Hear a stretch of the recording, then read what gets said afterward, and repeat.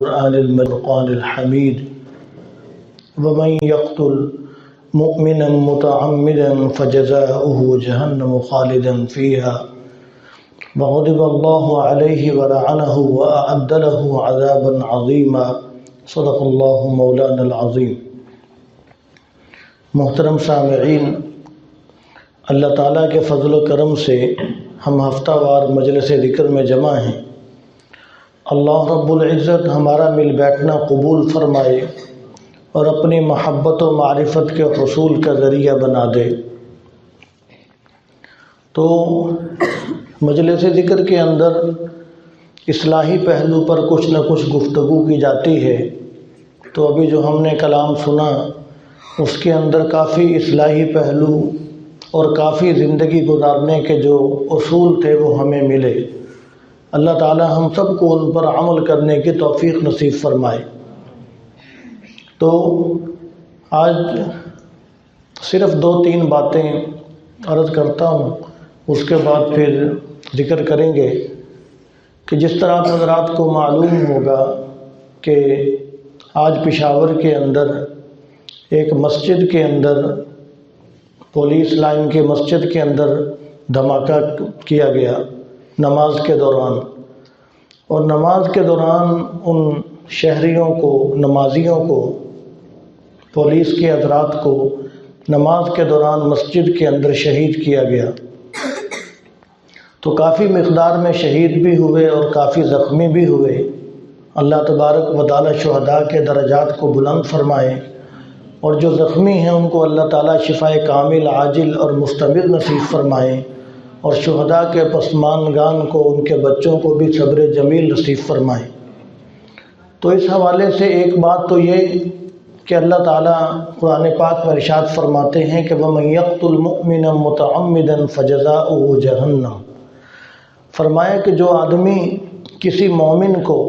جان بوجھ کر قتل کر دیتا ہے، فرمایا کہ اس کی سزا جہنم ہے، فرمایا خالداً فیہا، اس میں ہمیشہ رہے گا۔ تو اس آیت شریفہ میں اللہ تبارک و تعالی نے کسی مسلمان کو جان بوجھ کر قتل کرنے والے کے لیے 4-5 سزائیں ذکر فرمائیں۔ تو ایک سزا تو یہ ذکر فرمائی کہ وہ جہنم میں جائے گا، اس میں ہمیشہ رہے گا۔ پھر ارشاد فرمایا خالداً فیہا، پھر ارشاد فرمایا کہ وغضب اللہ علیہ، کہ اللہ تبارک و تعالی اس سے سخت ناراض ہوں گے، یعنی اللہ تبارک و تعالیٰ کی اسے ناراضگی حاصل ہوگی، اور قیامت کے دن یا دنیا میں جسے اللہ تبارک و تعالیٰ کی ناراضگی اور اللہ تعالیٰ کا غصہ حاصل ہو گیا، وہ آدمی کیسے خیر پا سکتا ہے، کیسے سکون پا سکتا ہے؟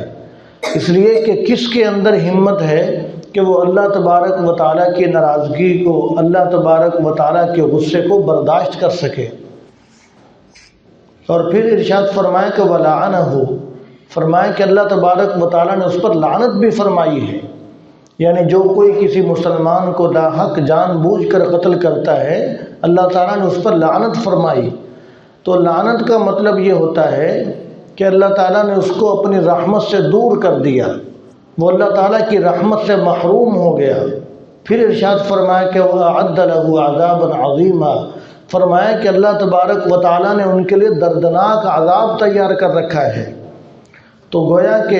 کسی مسلمان کو ناحق قتل کر دینا، شہید کر دینا،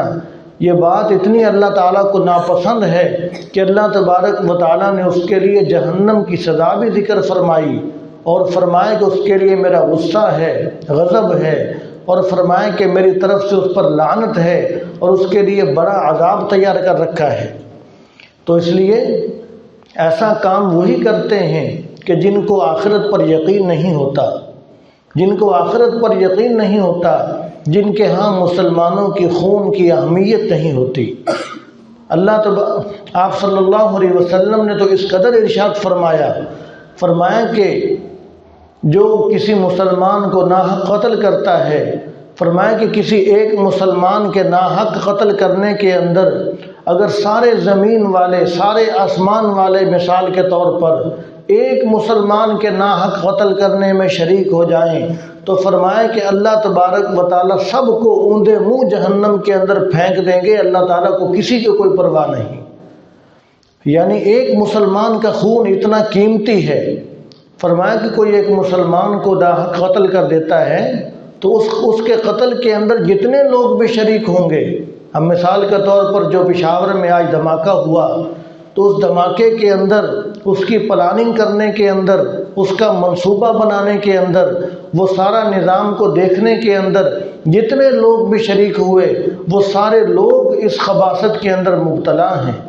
تو اسی کو آپ صلی اللہ علیہ وسلم نے ارشاد فرمایا کہ اگر ایک مسلمان کے قتل کے اندر ساری زمین والے سارے لوگ شامل ہو جائیں تو اللہ تبارک و تعالیٰ سب کو جہنم میں پھینک دیں گے۔ اللہ تبارک و تعالیٰ کے لیے کیا مشکل، اور ایک مسلمان کی عزت، آبرو، اس کی جان کتنی قیمتی ہے کہ آپ صلی اللہ علیہ وسلم نے بیت اللہ شریف کو مخاطب کر کے کہا، فرمایا کہ اے بیت اللہ تو بڑا احترام والا ہے، تو بڑی عزت والا ہے، تیرا بڑا وقار ہے، لیکن فرمایا کہ ایک مسلمان کی عزت، اس کی آبرو، اس کی جان تجھ سے بھی زیادہ قیمتی ہے۔ اللہ تبارک و تعالیٰ نے بیت اللہ شریف کے بارے میں کہا، آپ صلی اللہ علیہ وسلم نے بیت اللہ شریف کے بارے میں یہ بات ارشاد فرمائی، اور غالباً حجۃ الوداع کے موقع پر ایک حدیث شریف ہے، اس کا کچھ مفہوم یہ ہے کہ آپ صلی اللہ علیہ وسلم نے صحابہ کرام سے پوچھا کہ اے میرے صحابہ بتاؤ آج کون سا دن ہے؟ صحابہ نے فرمایا کہ یا رسول اللہ یہ عرفہ کا دن ہے، جو کہ دن بڑا قیمتی ہے۔ پھر فرمایا کہ اے میرے صحابہ بتاؤ یہ مہینہ کون سا مہینہ ہے؟ تو صحابہ نے بتایا کہ یا رسول اللہ یہ ذی الحجہ، حج کا مہینہ ہے، یہ مہینہ بھی بڑا محترم ہے۔ اور پھر آپ نے ارشاد فرمایا کہ یہ جگہ کون سی جگہ ہے؟ صحابہ نے فرمایا کہ یا رسول اللہ یہ عرفات کا میدان ہے، یہ امن کی جگہ ہے۔ تو آپ صلی اللہ علیہ وسلم نے فرمایا کہ جس طرح یہ جگہ محترم ہے، جس طرح یہ آج کا دن محترم ہے، جس طرح یہ مہینہ محترم ہے، فرمایا کہ مسلمان کی عزت، آبرو، مسلمان کی جان اس طرح محترم ہے، اس سے بھی زیادہ محترم ہے۔ آپ صلی اللہ علیہ وسلم نے مسلمان کی عزت، آبرو، جان کی اس قدر اہمیت بیان فرمائی۔ تو یہ بھی جائز نہیں کہ کسی مسلمان کو گالی دی جائے، کسی مسلمان کو زخمی کیا جائے، کسی مسلمان پر حملہ کیا جائے، کسی مسلمان کو نقصان پہنچایا جائے، اس لیے کہ بیت اللہ شریف کی طرف تو ہم پاؤں بھی نہ کریں، اس لیے کہ بیت اللہ شریف محترم ہے۔ تو بیت اللہ شریف تو واقعتاً محترم ہے، تو کیا جناب نبی کریم صلی اللہ علیہ وسلم نے جو مسلمان کے خون کا احترام بتلایا، کیا مسلمان کا خون محترم نہیں ہے؟ تو اس لیے مسلمان کا خون بھی محترم ہے۔ تو اس لیے ہم سب حضرات آج یہ دعا کریں گے اور ان کے لیے دعائے مغفرت کریں گے، ان کے لیے اثار ثواب کریں گے کہ جو لوگ شہید ہو گئے اور جو لوگ زخمی ہیں، اللہ تبارک و تعالی ان کو شفائے کامل عاجل مستمر نصیب فرمائیں۔ اور آخری بات یہ